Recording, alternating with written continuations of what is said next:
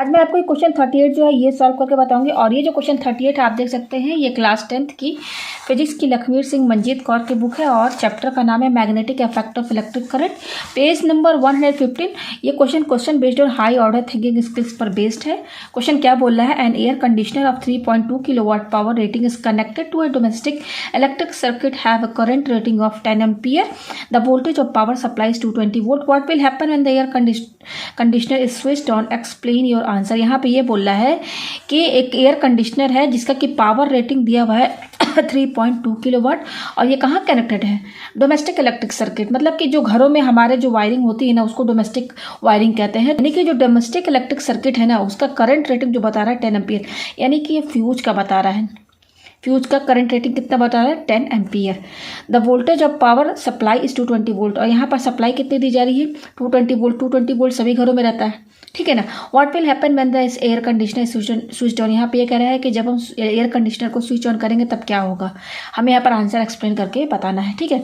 तो देखिए हम जो भी इलेक्ट्रिकल अप्लायंसेस शॉप से खरीद कर लाते हैं ना, हर इलेक्ट्रिकल अप्लायंसेस मीन्स क्या, आपका एयर कंडीशनर हो गया, आपका आयरन हो गया, आपका रूम हीटर हो गया, गीजर हो गया, ये सब इलेक्ट्रिकल अप्लायंसेस ना, तो उस पे एक फिक्स्ड रेट लिखा रहता है, फिक्स्ड पावर रेटिंग लिखी होती है।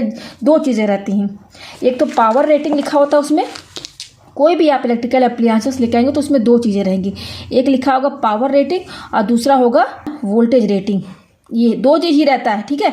पावर रेटिंग जैसे कि मान लीजिए कि ये आप बल्ब लेने जाते हैं दुकान में, 100 वाट का बल्ब लेते हैं या 50 वाट का या 25 या 45 जितने वाट का बल्ब लेते हैं, तो अगर 100 वाट का बोल्ट रहेगा तो उसमें पावर रेटिंग लिखा होगा 100 वाट।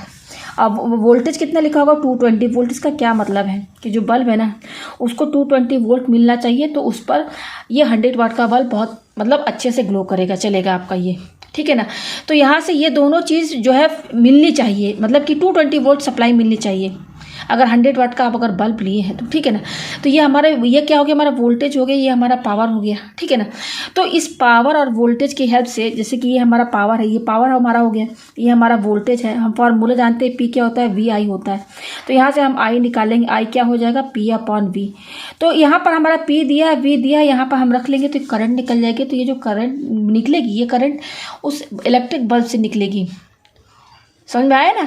तो ये रेटेड सब रहता है, पावर रेटिंग और वोल्टेज रेटिंग, इसके थ्रू हम करंट बता सकते हैं कि इतनी करंट पास हो रही है उस बल्ब से, ठीक है। अच्छा, यहाँ पर ये जो करंट रेटिंग बता रहा है 10 एम्पियर, ये क्या बता रहा है, यहाँ पर ये एयर कंडीशनर का ये बता रहा है कि 10 एम्पियर तक ये करंट जो है, ये एयर कंडीशनर जो है इससे पास हो सकता है। ये करंट रेटिंग है, मतलब फ्यूज का बता रहा है।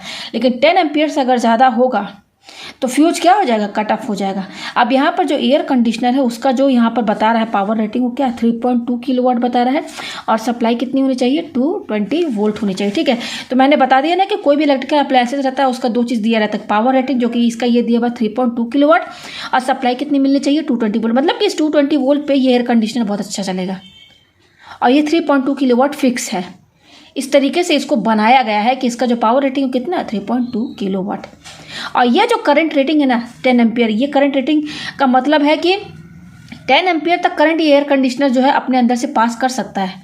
इससे ज़्यादा अगर पास होगा तो ये फ्यूज़ जो है, ये 10 एम्पियर का जो फ्यूज़ है वो कट ऑफ हो जाएगा, ठीक है।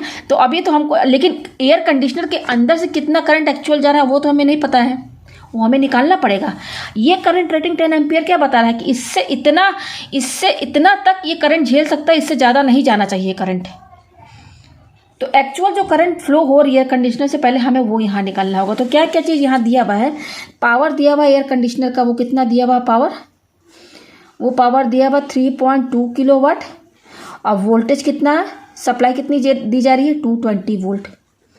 अगर इसको हम समझाए डायग्राम के थ्रू तो देखिए मैं यहाँ बना देती हूँ डायग्राम। मान लीजिए कि ये हमारा वोल्टेज सप्लाई, ठीक है, ये हमारा एल है, लाइव है, और ये हमारा न्यूट्रल है, ठीक है ना। तो यहाँ पर मान लीजिए कि यहाँ पे फ्यूज लगा हुआ है जिसका करंट रेटिंग कितना दिया हुआ 10 एम्पियर। हर ये 10 एम्पियर है ना, फ्यूज की ही बात हो रही है ये, ठीक है।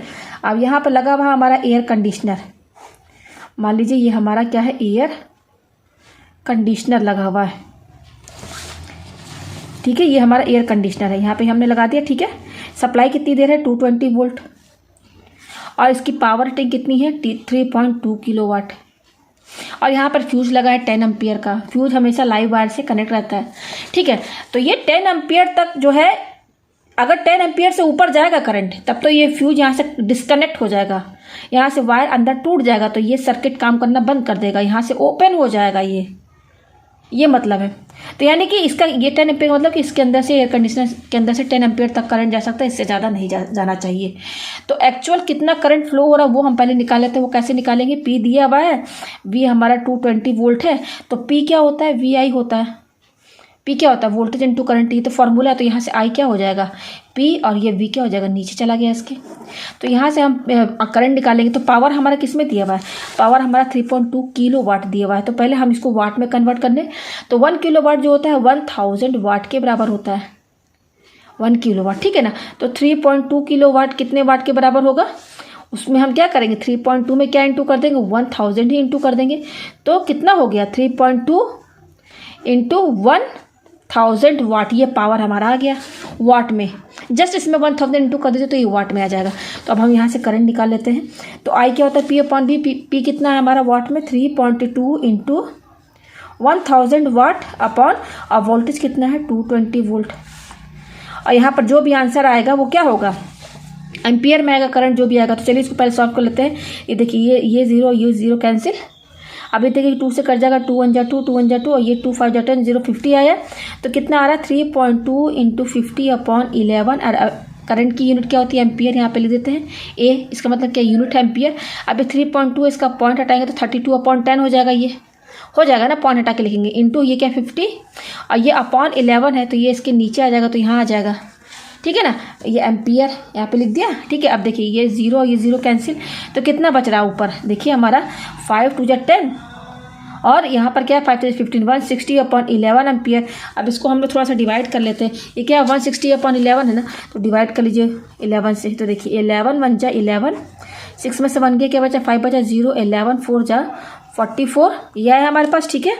5 2 10, यस ये आया हमारे पास। तो अब यहाँ 11 4 यहाँ 6 आया, ठीक है, ये आया हमारा 6। तो पॉइंट लगा के 0 लगा दीजिए, 11 5 जा 55, 10 में से 5 गया 5, फिर यहाँ पे 0 लगाइए तो 11 4 जा 44। तो नियरली कितना आ रहा है 14.5, कितना हो रहा है नियरली, कितना आ रहा है 14.5 एम्पियर। यानी कि जब अगर एयर कंडीशनर इसका पावर 3.2 किलोवाट और सप्लाई 220 वोल्ट दी जा रही है, तो इसमें से जो करंट निकलेगी ना एयर कंडीशनर से, वो कितनी हो रही है 14.5 एम्पियर करंट फ्लो हो रही है। और यहाँ फ्यूज लगा है 10 एम्पियर का, तो 10 एम्पियर से ज़्यादा है, यानी कि ओवरलोड हो रहा है, ओवरलोड पड़ रहा है ना।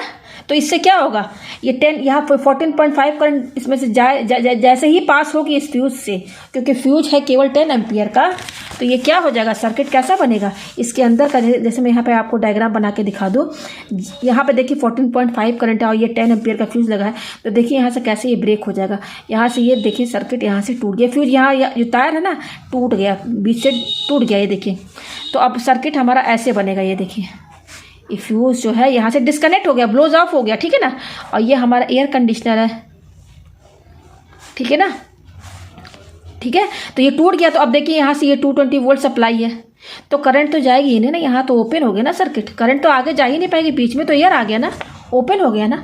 तो हमारा एयर कंडीशनर काम करना बंद कर देगा, क्योंकि यहाँ पर जो फ्यूज जो है हमारा वो क्या हो जाएगा, मेल्ट हो जाएगा इसका वायर जो है, क्योंकि इसको 14.5 करंट जो कि 10 एम्पियर ज़्यादा है, तो इसके अंदर जो वायर लगी होती है वो मेल्ट हो जाएगा और सर्किट यहाँ से डिस्कनेक्ट हो जाएगा, एयर कंडीशनर हमारा काम नहीं करेगा। तो यही इसका आंसर है। तो यहाँ पर आप क्या लिखेंगे, व्हाट विल हैपन, जब हम एयर कंडीशनर को जैसे ही ऑन करेंगे ना, तो इतना हैवी करंट जो है इसमें से फ्लो होगा, तो ये 10 एम्पियर का फ्यूज क्या हो जाएगा, मेल्ट हो जाएगा। यहाँ से ये इसके अंदर जो वायर है वो क्या हो जाएगा, जल जाएगा, मेल्ट हो जाएगा, और जो सर्किट जो है क्या हो जाएगा, ओपन हो जाएगा काम, मतलब कि यहाँ से सर्किट ब्रेक हो जाएगा, ठीक है। तो उम्मीद है आपको ये क्वेश्चन जो है अच्छे से समझ में आ गया होगा।